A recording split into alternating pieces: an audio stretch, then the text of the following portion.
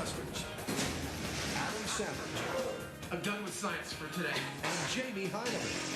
Way to go there, buddy. Between them, more than 30 years of special effects experience. Joining them, Grant Imahara, That's why we can never have anything nice. Tori Belleci, I'll try not to let you guys down. and Carrie Byron. I went to college for this. They don't just tell the myths, they put them to the test.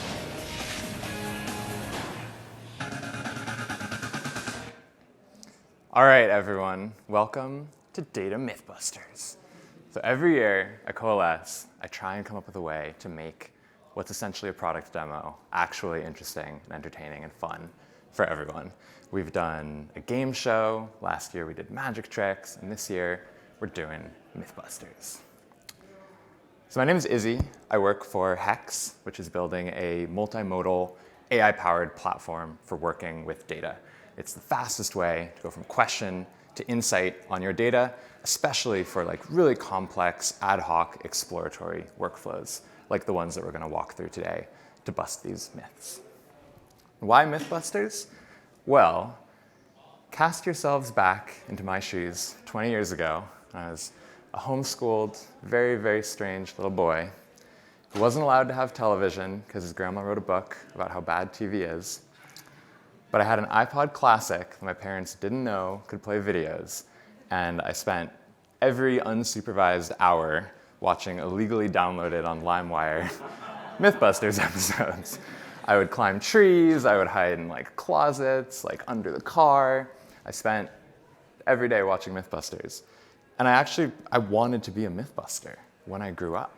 I wanted to, blow stuff up, build robots, do science. I don't know what normal non-homeschooled kids wanted to do when they grew up, but I wanted to be a Mythbuster.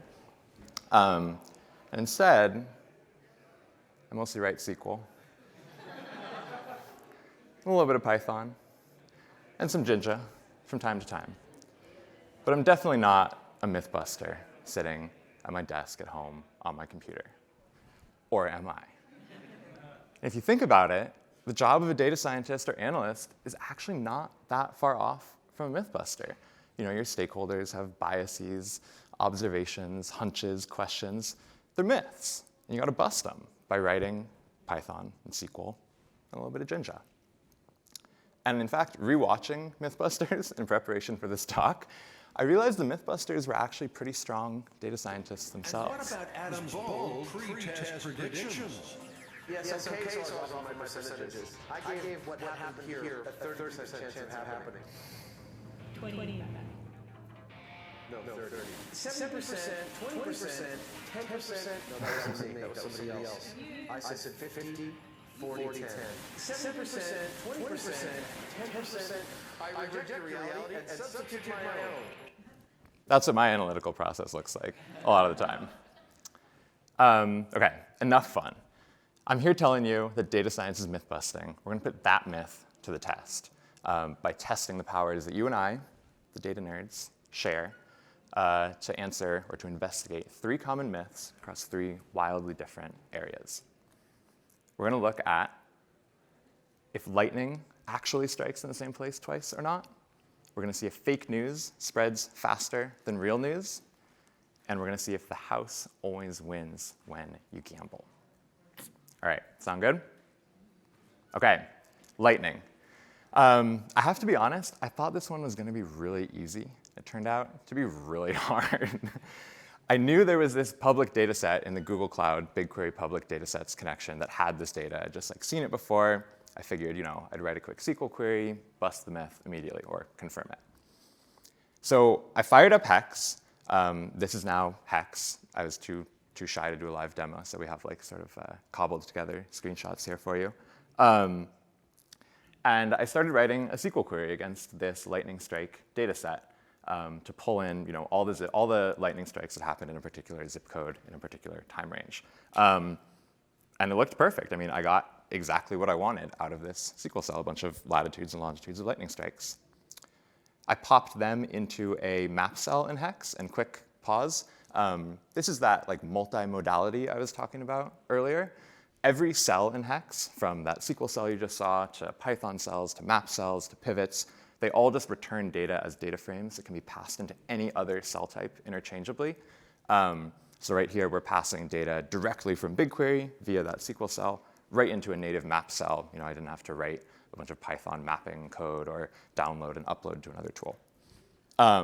Anyways, I pretty much immediately saw that all of the lightning strikes here are in one tiny little point. It's like, is the myth busted or confirmed? Like, did all the lightning strikes happen in this one spot? Unfortunately, upon careful consideration, this BigQuery public data aggregates lightning strikes into 11 kilometer by 11 kilometer tiles, which is absolutely useless for our purposes. Like, of course, lightning strikes within the same 11 kilometer squared radius. So I went out searching for precision lightning data, and it is out there if you're willing to pay. There's like dozens of places that will sell you precision lightning strike data. I actually found one place that had a raw data portal for free, but only for the contributors, which turned out to be people who actually ran lightning strike detection apparatuses, which they'll sell you a kit for, and you can like construct out of brake pipes and copper tubing, which was out of scope of this talk, unfortunately. So there's only one thing left to do, just turn to the government.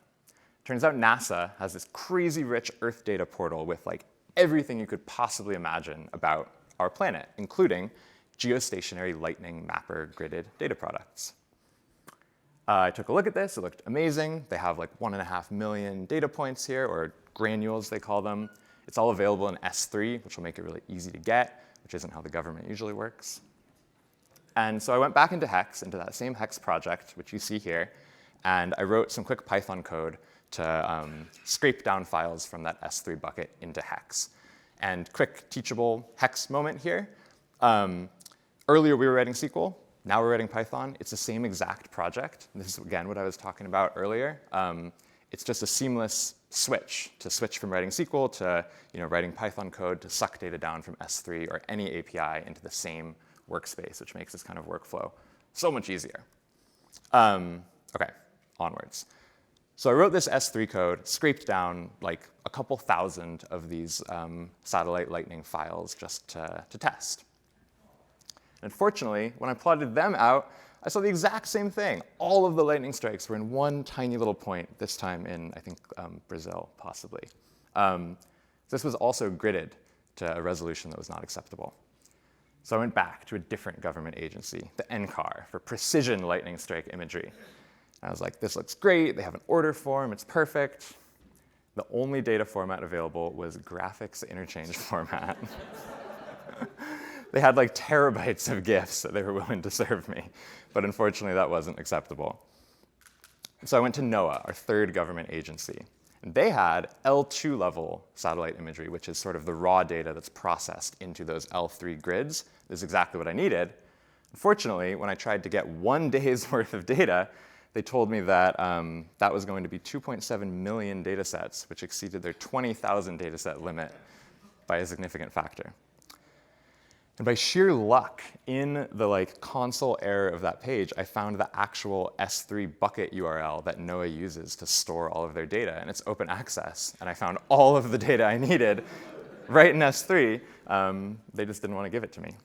So I went back into Hex, wrote more Python code to hit that new S3 bucket with the L2 level raw satellite imagery, pull it down, process it all as X-arrays, which are like a multi-dimensional data structure, really common for Earth observation data, and extract the latitudes and longitudes.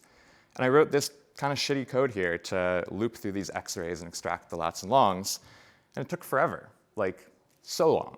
And so I put my pandas hat on, and quick little teachable Python pandas moment here. I vectorized this code, and I took this nested for loop here, which was super, super slow. And I turned it into a vectorized NumPy mesh grid operation, which is like a grid of 2 2D arrays, to make it faster and to sort of get rid of all the iteration, do it in one vectorized operation. We can see that the old code took 4 minutes to run on like my tiny little subset of those millions of data points. And the new code took less than 1 second, which we rendered to 1 second. And quick Sidebar, this is the graph view of a Hex project. And Hex is this notebook-based workspace, but we actually compute a DAG for your notebook, just like a DBT project. Every cell, SQL, Python, map, chart, we calculate all the upstream and downstream dependencies of it and keep everything up to date with each other. Whenever you run one cell, all of the stale upstreams and the new downstream dependencies recompute super fast. And it's also really helpful for debugging and performance stuff like this. But sharp eyes may have noticed that these are not latitude and longitude values, which I didn't notice until I went to map them. It turns out that this data is provided in the GOES-R ABI fixed grid map projection, which is something I've never heard of, but is what's causing our null values, or our weird values. Quick map projection crash course. The Earth is a sphere. Humans like looking at flat maps. So do computers. It's easy. So we have to sort of take our sphere and peel it like an orange and flatten it out on the table. And when we do that, which is called projecting, it warps in different ways. And this is why Greenland looks so big, because the projection, it's called Mercator, that everyone uses, really exaggerates northern territories like Russia, China, Greenland, et cetera. And this little satellite has the weirdest, most niche map projection of all time, because it's literally for one satellite that sits in geostationary orbit above the equator and has a little tunnel vision view of the US. And so it's why would I waste my bytes on the full lat-long possibility set? It uses this weird tiny number set grid. And it's really confusing. But NOAA says, don't worry, we did the math for you. And they did. And they give you some Python code that I took, copied and pasted back into Hex and used to write a reprojection algorithm. And this time, I remembered to vectorize it in the first place. And I got 100,000 iterations per second on my reprojection algorithm, which I was very pleased by. But it was still, 30 million data points, so it took a while. And you can see that data reprojected here with actual latitudes and longitudes. It's exactly what we needed. At this point, I used some other cool Hex features to explore and ground truth the data a little bit. I used this drop-down input parameter to build a little interactive explorer of individual flash data. So for every strike, and lightning strikes are actually multiple strikes that happen all at once, we can see here the really high resolution flash level data for every strike. And so I was going through this and I was yes, this is high resolution enough to tell if lightning is striking in the same place. And you can kind of already see here that it is. But I wanted to prove it for realsies. So I wrote some quick pandas code to regroup this. And then because I immediately regretted using pandas for a simple operation, I switched into SQL, which is why I love using Hex. And we get a pretty obvious result here. This latitude and longitude has seen 141 lightning strikes in exactly the same spot. Myth confirmed, or busted. I looked this up. It's actually in the middle of rural Uruguay, right next to this place, which is labeled as a co-working space, which seems questionable. But it's getting torched by lightning strikes. So now that I had this, was able to prove this, had the data, I wanted to take it one step further, see if maybe we could find some strikes in the same place right here in Las Vegas. And this, again, turned out to be something I thought would be very easy and was very hard. Because, of course, lightning... Weird. Because, of course, lightning doesn't strike Las Vegas every day. And you saw how big this data set was. So I had to write a script to basically scrape through billions of lightning flashes from NOAA, who's kind of cagey with their data, and look for coinciding strikes. And memory management was really hard here. I think if I did this again, I would write a PySpark distributed pipeline or something for it. But I was just doing it one time, so I did some janky manual garbage collection and whatnot. And I let this run for an hour. And I found some hits. And on July 26th, 2021, there were multiple same location strikes in the Las Vegas area, which you can see here in this table and on this Hex map, where you can see some little strikes right on top of one another. So myth busted. Lightning does strike in the same place many times. Was that fun? Should we do another? Yeah. Excellent. OK, next myth. Fake news spreads faster than real news. Fake news, we all know what it is. I brought Elvis back to life. Then we had to pull the plug. My favorite fake news report was when everyone thought Kim Jong-un was dead, even though TMZ was the first one to report it. And, like, all of the mainstream news outlets were citing this. But it's a thing. And it's so much of a thing that there is this fake news inference data set that has 15,000 training examples of mainstream media articles labeled with their PolitiFact rated true or false rating. So this was actually really easy compared to Lightning. I downloaded a CSV, uploaded it into Hex, fun little Hex fact. All of the cool features we were just looking at and all those workflows work just fine on a CSV too. So here I'm just writing a SQL query directly against that CSV to bring it into the project, and then it's just a data frame, and we can put it in any cell type we want. So here we see our fake news data, well, all of our news data, and then I'm writing a SQL query against the output of that SQL query, which is kind of cool, to get just our fake data. And then I jumped into pandas, actually, to explode the sources array. And you're like, Izzy, I thought you hated pandas. Why did you do this? Well, this is a stringified array that got all mangled by the CSV download. And I'm sure there are people in this audience that can do this in SQL. I am not one of them. I was having the worst time ever trying to do this in SQL. And so I said, screw it. I'm going to do it in Python. And not to beat the dead horse, but this is why I love working in Hex, because I was having a shitty time trying to do something in SQL. And because of the tool I was using, I didn't have to use SQL. I was able to just eject immediately to Python, where I knew exactly how to do it, and onwards. So now we have our data set of a bunch of news article links, individual links, and their true or false rating. Just kind of cool to look at the DAG of this project at this point.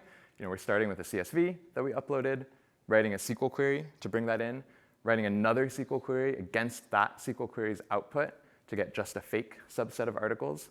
Then we're doing that pandas explode operation, and then we're kind of taking this and working with that data in a couple different places. This is like that cool Hex iterative, flexible way of developing. At this point, we needed another data set to join into our fake news data set to actually get a sense of the spread of this information, because we want to see if it spreads faster or slower than real news. There's a project called GDELT, the Global Dataset of Events, Language, and Tone, which has basically been scraping every piece of media on radio, internet, TV, classifying it, storing the raw text of it, a ton of stuff. And they make it all available in BigQuery for free. And a few years ago, they published a new data set specifically for fake news research that extracts social media citations from mainstream news articles. So we're specifically going to be looking at a subset of fake news that started with somebody tweeting something, and then it got picked up by the mainstream media, turned into a whole thing, went viral, et cetera. And I thought it was just kind of neat that this whole thing is just basically a view in BigQuery on their underlying knowledge graph table. Just, I don't know, SQL's kind of cool. OK, so we're back in our project. We have our data set. We have our fake news URLs. The GDELT data set is huge, right? They've been doing this for years. It's terabytes and terabytes of news data. I didn't really want to deal with loading that into memory. So instead, I decided to take my fake news data set and put it into BigQuery so we can join everything together in BigQuery. I used a Hex writeback cell to do that. Again, a native cell type that's saving us from writing a ton of Python and SQL code here. Said, yes, I'm sure I want to write it back. And then it wrote back our fake news data into a BigQuery schema where I can join it with that GDELT data. And now we can query that right out of BigQuery. So you can see this time it says BigQuery up there instead of hitting a CSV. It's great. And so now I'm able to take that GDELT knowledge graph social data set, which is millions and millions and millions of rows, and join it in with an inner join on our fake news data to get the mainstream news links, to take our mainstream fake news links and get the social links that they are citing.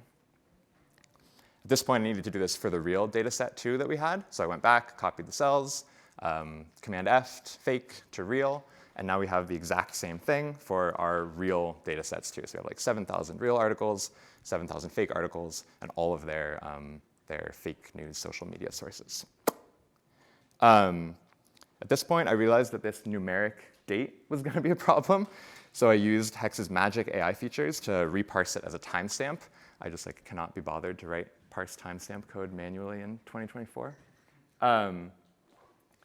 And the reason I love using Hex's like built-in magic AI features instead of ChatGPT or something is because you get this really tight iteration loop right within the cell. I'm not copying and pasting and verifying and then pasting the output back in. I get a diff of the changes that the AI has made right here. I can sort of visually verify them. I can actually rerun it, see the results in this little sandbox before accepting them, which I do.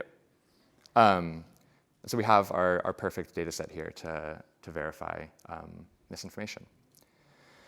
So I did this for the real news as well, unioned them together. Again, this is all being pushed down into BigQuery, so none of this is hitting Hex's like memory at all. It's not huge data. It's like 600,000 rows at the end of the day here once we've done like a little spidering of these social media links.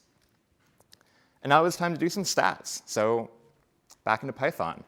This code is not that complicated. I'm basically creating a data frame here and computing a couple simple statistics on our news data set. Basically, we create a new data frame with a primary key that's the social media link and a time index.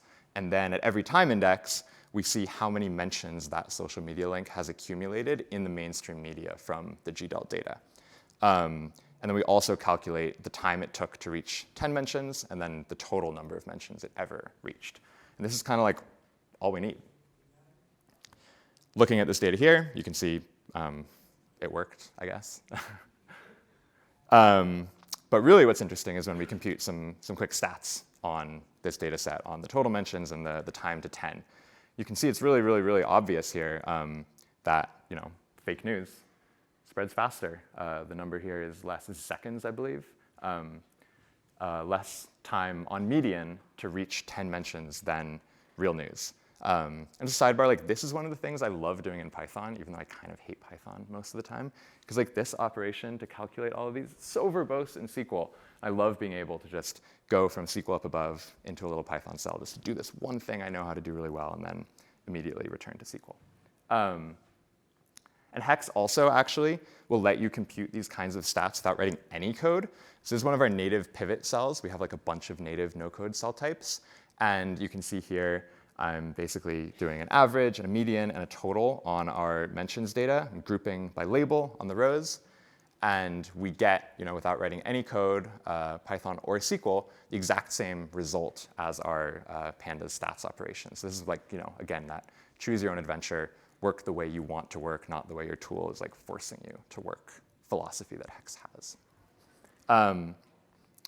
Okay, so looking at this, I noticed that the data seems like pretty right skewed, right? Because the averages are way bigger than the medians. So I was like, well, we should be good stats people and take some outliers out of this. So I wrote a little SQL query to look at outliers, just a little, group by one, order by two des, my favorite SQL pattern. And we see some really big numbers here on the mentions. Looking at this visually, where it's a lot easier to see the distribution, basically all I had to do was change this from table to chart. And this SQL cell is now returning like native Hex chart output where I can facet and build this trellis chart really, really easily. And we see this really obvious outlier point at the like 70,000, 80,000 mark. It's like, well, we have like 500,000 of these articles. So I'm just going to yoink these out, rerun the code to get our stats. And we see things have changed a little bit. Now fake news actually gets less total mentions than real news, which kind of makes sense. Like it gets sort of squashed eventually. But our time to 10 is still lower, like a lot lower. And at this point, after looking at that distribution, I thought it would be prudent to go back and add time to 100 and time to 1,000 mentions too, because we saw like just how many mentions these articles were getting. So I went back and did that. And I think it's so amazing in this kind of like messy, scrappy, ad hoc workflow that you can sort of imagine taking place over like a SQL runner and a notebook and like a bunch of downloaded CSVs, that because it was all in one Hex project, I just like scrolled up, added 2 lines of code, hit enter, and it all recomputed thanks to that reactive execution DAG. I didn't have to like do one thing over here, download it, upload it, rerun that, and sort of retrace my reproducible process. And so then I actually wanted to do a like stats test on this to see if it was statistically significant, not just like visibly significant.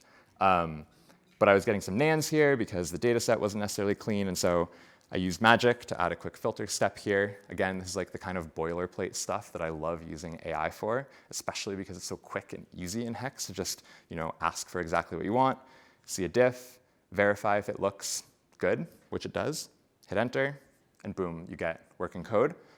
And so yeah, statistically significant results here. Our p-values are tiny, especially at time to 10, and they sort of decrease in significance, and also the actual raw diff between the spread times decreases as you ratchet up towards 100 and 1,000 mentions. So fake news spreads way faster in the beginning, and then still faster all the time, but less fast, or the delta is smaller.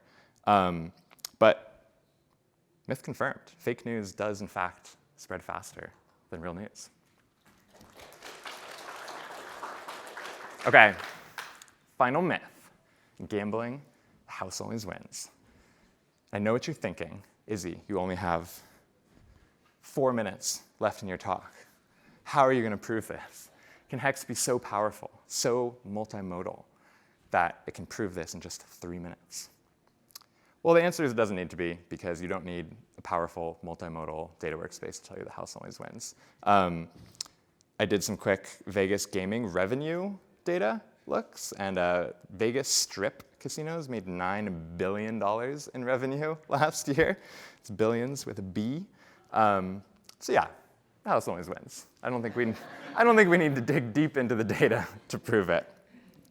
But the University of Las Vegas does publish really, really, really detailed stats on casinos and their win rates across various games. And I might have taken a little bit of a look-see at them.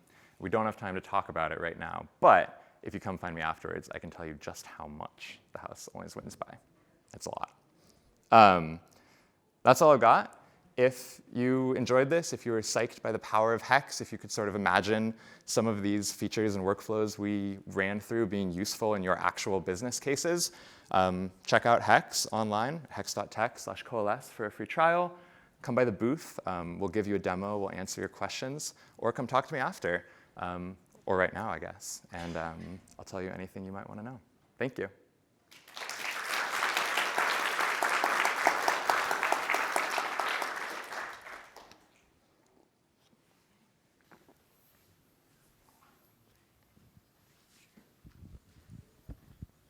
Hi, thanks for the demo. Yeah. I'm just curious, because you were talking about liking the flexibility of SQL and Python. Is Hex at the point where it can convert SQL into Python and vice versa? We don't have a specific button to click for it, but it is one of the things that I actually rely on Magic to do from time to time. I'm trying to think of a specific example and failing, but if you paste in a Python block and say, convert this to SQL, it often does a pretty good job of it. Yeah. OK, so a simpler query is probably going to work pretty well in Magic? Yeah, definitely. Cool, thank you. Yeah, of course.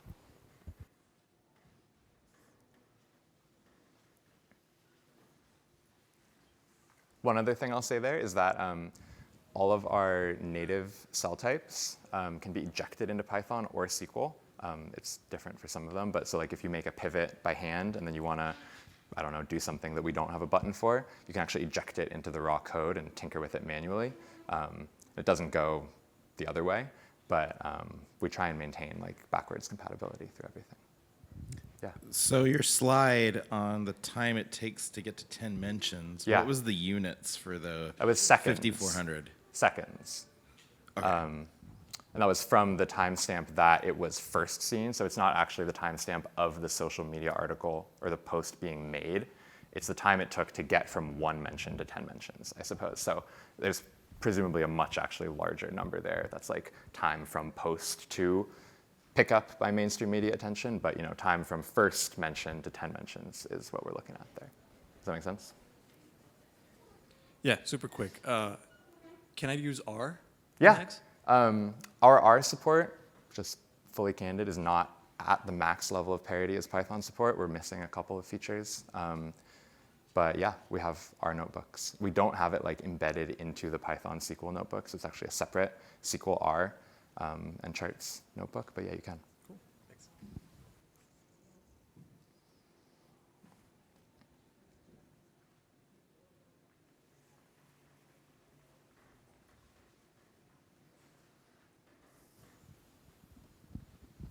What's your strategy for finding the most interesting public data sets? I have like a little black book of all my favorite public data sets. I think the thing I was using, the BigQuery public data connection, if you're not familiar with this, where is the image here? If you go to like Google Cloud, I forget exactly where it is, but if you look up BigQuery public data, it's like very, very, very rich public data source with a lot of data they've sourced. This guy Shane, who used to run the program, was like a public data fanatic and just like stocked its coffers with gazillions of amazing public data sets. One of my favorites. And then, the government, like I said.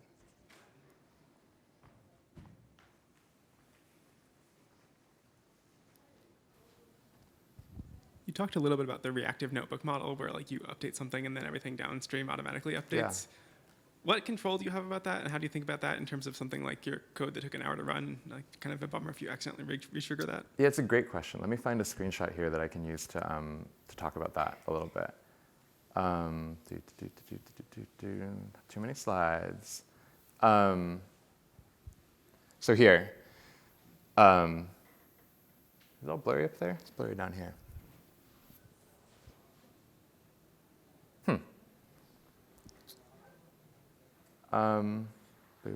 I'll find a different one.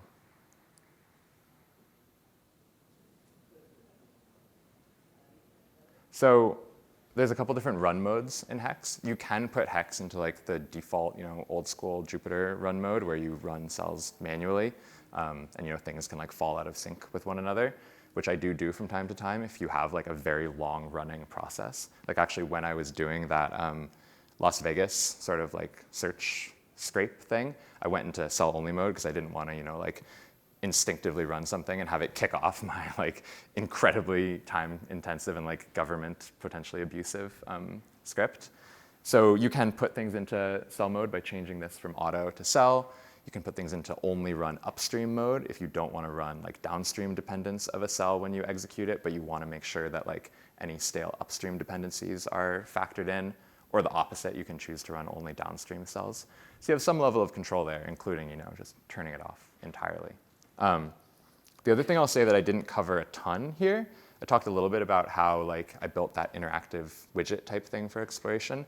You can actually take the output of any Hex project and publish it as a dashboard or like an app or a tool or like a report for other people to consume. And in that case, the reactive execution model is like what makes it possible to take a notebook and turn it into like a dashboard for people to use because it doesn't need to re-execute everything every time.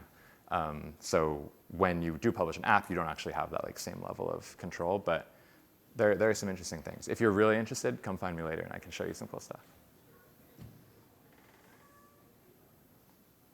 Anything else? Cool. Thank you, everyone.